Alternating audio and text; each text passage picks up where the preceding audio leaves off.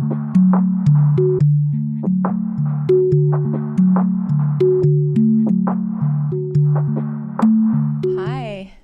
my name is Corinna. Welcome to Beginner's Ear at the Green Space. We're going to spend this next hour connecting with each other and with ourselves over some beautiful music and communal silence and mindfulness. I'm so grateful to WQXR for having brought this idea into this beautiful space. It's always worth pointing out that it's an unusually well soundproofed pocket of an unusually noisy part of New York City. And so just having that silence is a real treat. And I'm grateful for the support of the Jerome L. Green Foundation for their support, and also to Steinway for providing a beautiful piano. So I came at this work, as some of you know, having reviewed hundreds of concerts for the New York Times as a critic.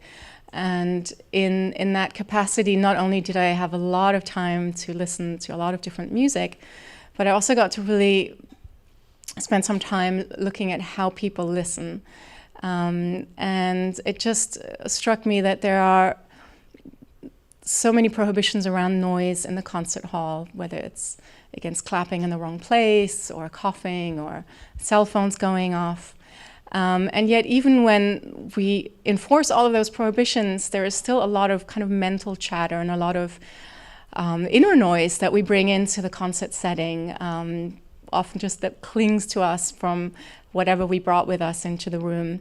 And so I really come to believe that a little bit of mindfulness practice at the beginning can really help us clear that mental chatter, that mental static, so that we're more receptive to the music that comes to us.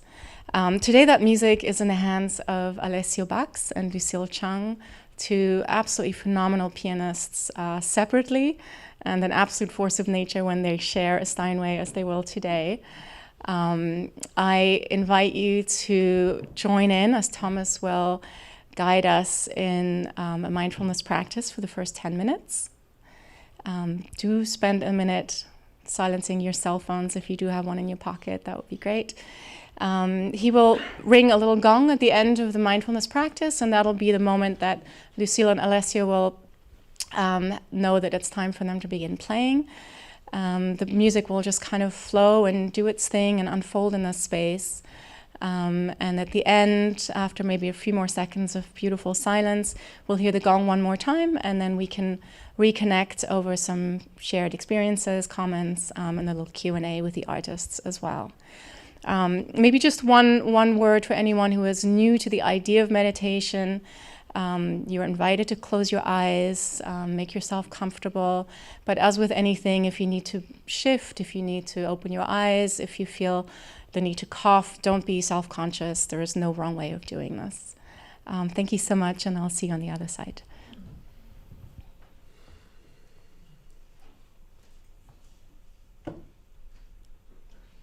Hi. Can you guys hear me? Can never quite get that mic right. Thanks, Corinna. Thanks, you too. Yeah, we're going to step into the practice. I do want to say there might be a strong desire to open your eyes at some point with two people playing the piano. If you need to open your eyes for a minute. Like go wherever you need to go. The practice of meditation should be the practice of being who you are. So, with that, find your feet on the ground. Let the chair give you some stability, and find a place of comfort. We want to allow the body to relax enough that we can inhabit it with ease. Let your eyelids softly hang down like curtains.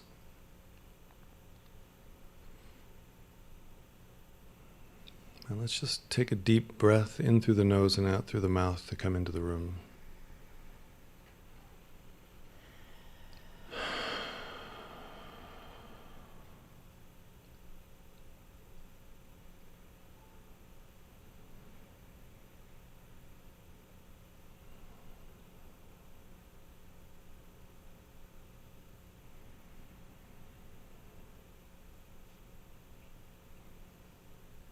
need to make minor adjustments as we move through, please do. We want to let gravity help us find our alignment. So bring your attention to the top of your head. Feel the center point at the top of the head.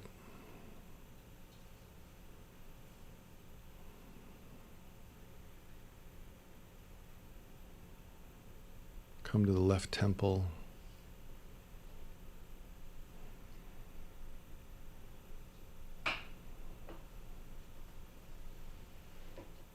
Come to the right temple. Take a little clench in your teeth and feel the temples respond. The muscle in the side of the temple letting go as the jaw releases.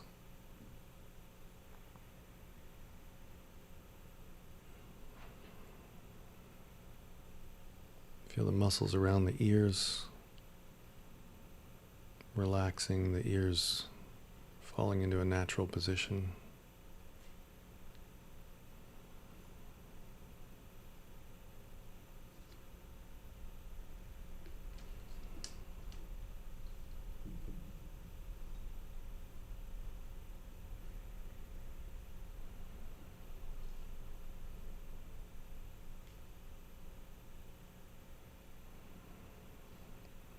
Come to your forehead.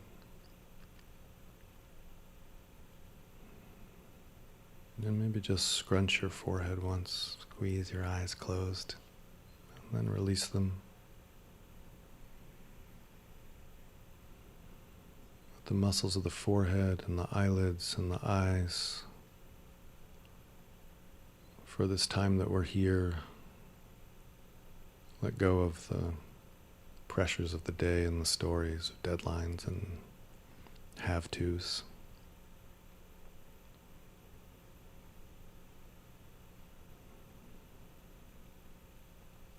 Feel the breath come in through the nose,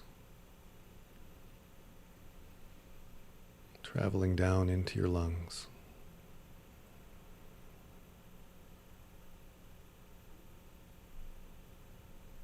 The breath in, literally to inspire.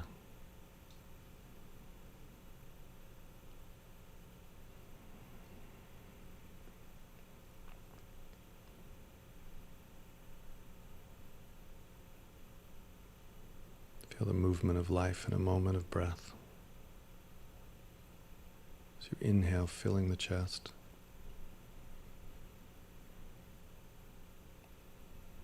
You exhale, rooting down into the ground.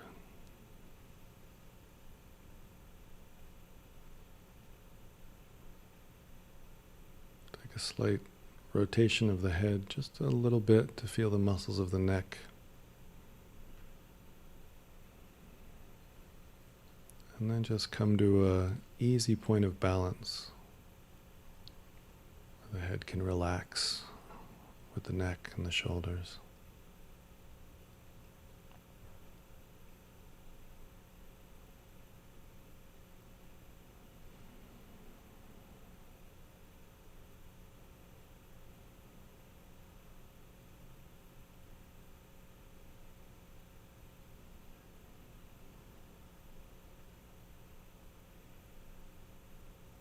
Come into the center of the chest.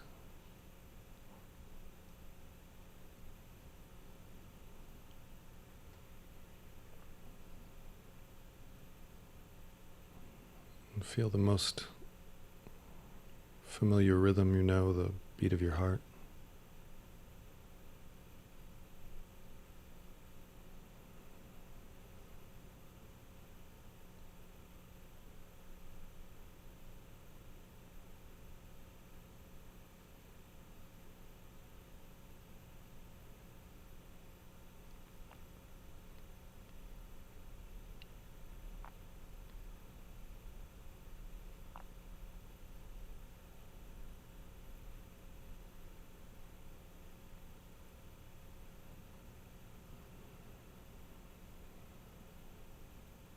Come down to the abdomen.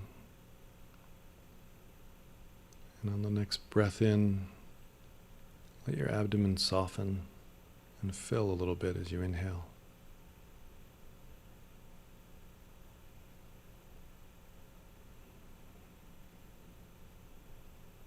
You can let your weight push into the back of the chair a little bit so that your body can relax and let the abdomen really soften.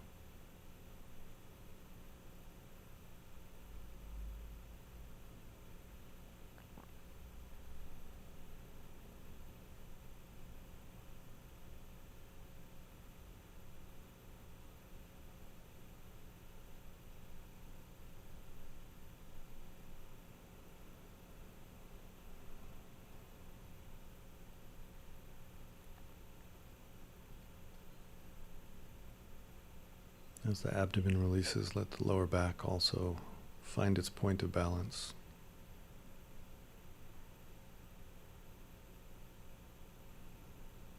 Sitting down into the earth through the chair.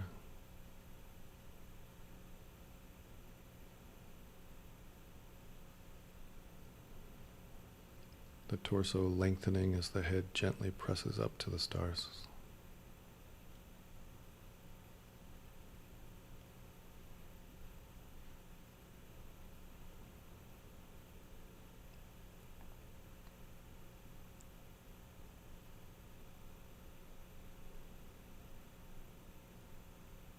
The left hip, the upper leg and left knee come to a natural resting place.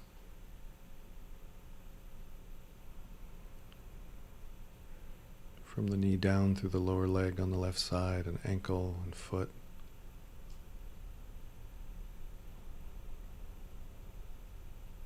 Like the trunk of a tree just resting into the earth, naturally upright.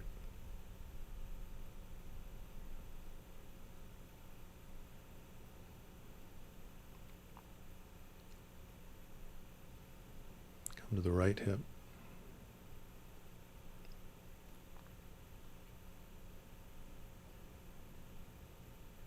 Right upper leg, right knee. The leg finding its comfortable position.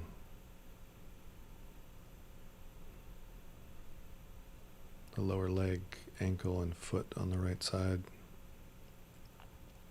rooting into the earth.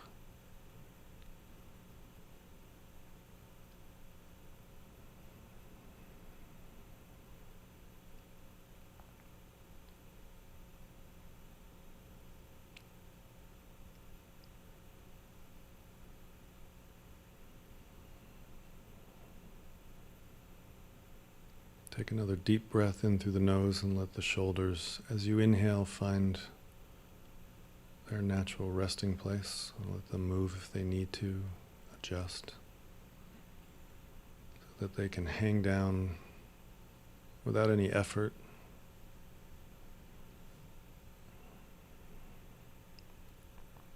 The upper arm on the left side, the left elbow, the left forearm, wrist, the left hand, all the way down to the fingertips. A flow of energy through the arm.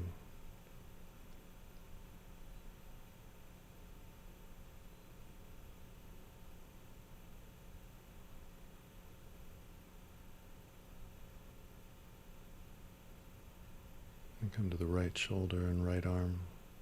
Right elbow, right forearm, right wrist, right hand and right fingertips.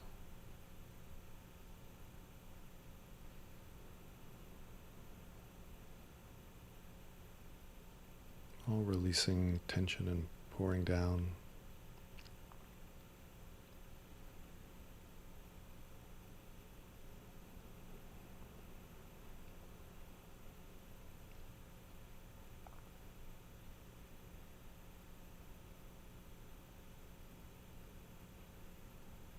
Feel your whole body upright.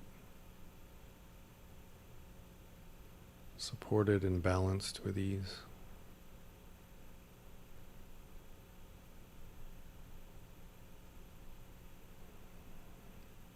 The mind and heart open and receiving as we co-create this space together.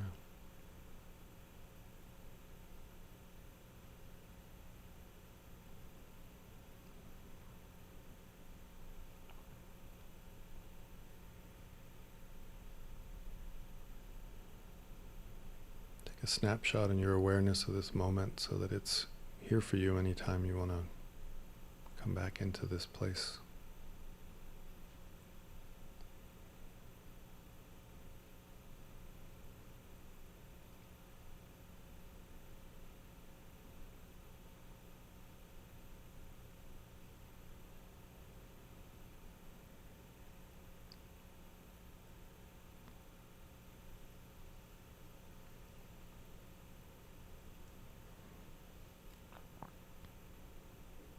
Take one more deep breath in, softly exhaling.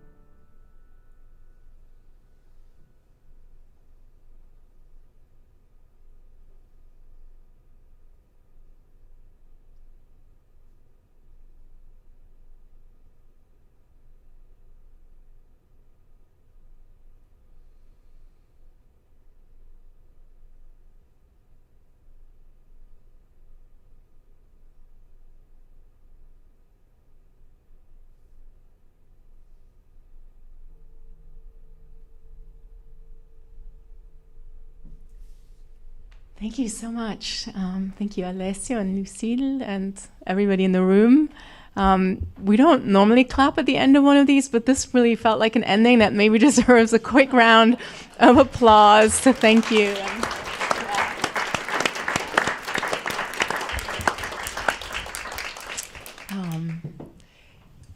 Wow. So I think some of you, I'm beginning to see some faces in the room who've been to some of these before, and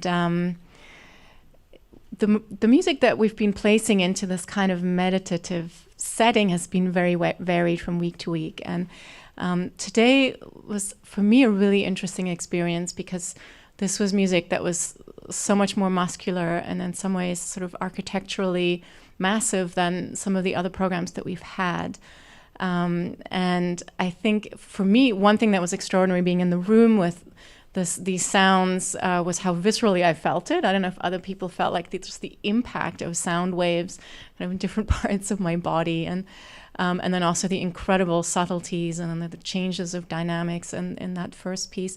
But Alessio, do you want to just tell us like what you chose to play when this invitation came your way and why you thought that these pieces could benefit from this kind of listening? Well, first of all, I have to say, this is such a wonderful and interesting concept, and thank you for having us here.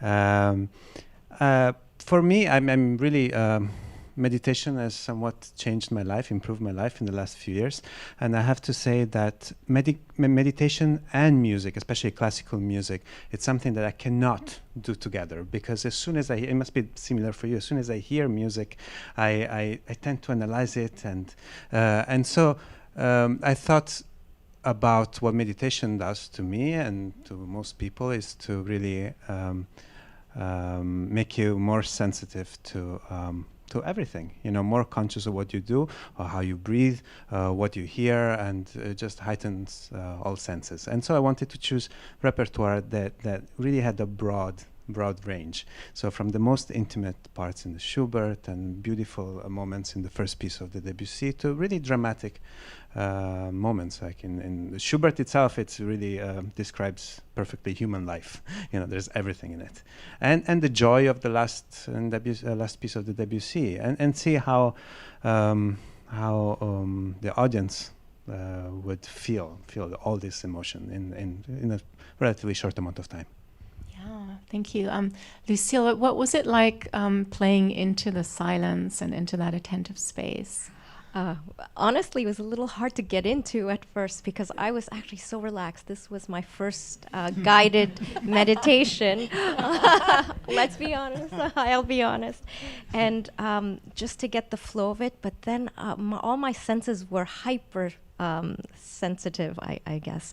And I guess it showed also in the sense of my dynamic choices. Usually I'm not so aware of what's happening and I kind of go with the flow, but this time I felt very conscious of every little movement, every dynamic, every pedaling, and so actually my brain was on overdrive.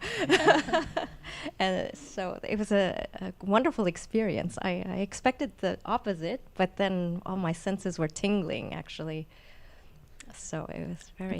Thomas, like, what was it like for you? Like, did you, because you've done a few of these and this was like one of the most, the sort of maybe almost like narrative, like overtly storytelling pieces that we've had? Yeah, it was,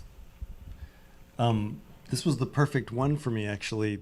It's become a practice for me at this point because I've started going online and just listening to ones that we've done already with my phone off, just with the audio, with headphones on because they're on YouTube. And the experience of meditating, which is ironic that most people don't realize this until the first time they meditate, is that what comes to the foreground is the madness of your mind. And it sounds very much like that. And what was amazing for me was that, like, when you did drop into the Debussy in those like quiet moments, I went through the cacophony of my mind on your journey, through their minds that made that music and coming out of you, and then came back to me. And it was the first time I really realized it was the same. Like, this is what my mind does when I'm meditating in silence. It's externalized in a way. But then I would find that core me inside of there again. and it was kind of, the way you planted the quiet places amidst the kind of mountain ranges, like these hidden plateaus amidst the mountain ranges, was kind of how it felt to me, was such a, like my body was in all these things, and then it was like, okay, we're back, we can, and then we're back in it again. And it was amazing for me. Is there anyone in the audience who would like to just share what the experience was like, or how that music landed in this particular setting? There are microphones, but you can also just shout out if you have a thought that you'd like to share. Okay. So I have to admit that I actually opened my eyes in the very last movement, because until then I was really enjoying just having that visceral experience close to the sounds. But then there came a moment when I really wanted to see, and I could also hear the page turns.